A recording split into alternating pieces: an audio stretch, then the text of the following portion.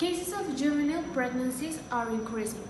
According to the World Health Organization, 16 million of teenagers between 15 and 19 years old are mothers or have already been pregnant. In Colombia, these figures belong to the 17.4% of teenagers. However, these figures aren't the worst part. Complications during pregnancy and childbirth are the second leading cause of death among girls between this age range. This without talking about all the socioeconomic consequences these parents have to face.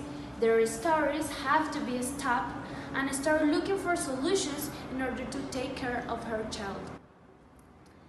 In order to understand in a better way and closer this situation, let's introduce Jency. She will tell us her story and learn more about this. Thank you, Sophie, for inviting me to your show. My name is Angie Zarate and I'm going to share my story. When I was 17 years old, I got pregnant by Daniel, who was my boyfriend at the time. Neither of us had planned it, so when we found out, the news was received with disappointment. Daniel said that we were too young for that responsibility, so the idea for abortion was received right away. However, that baby was my son. I had to give him a try, isn't it? It was a month full of loneliness, since my pregnancy wasn't supported by anyone. But having my baby in my arms, I became the happiest woman in the world. However, I was still a minor and nobody wanted to give me a work.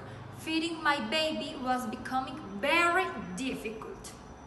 6 months after he was born, my son was hospitalized due to malnutrition, so the Instituto Colombiano de Bienestar Familiar took him from me. After all, it was the best thing for him, isn't it? 3 years have passed since the event.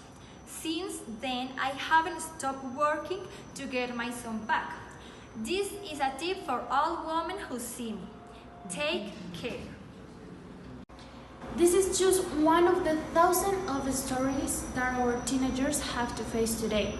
As you see, not only the parents, but the children are affected by this. Now, let's listen to our expert in this topic. Please, Juan, welcome. Early pregnancy have several causes, like lack of communication, not use enough preservatives, or consumption of alcoholic drinks.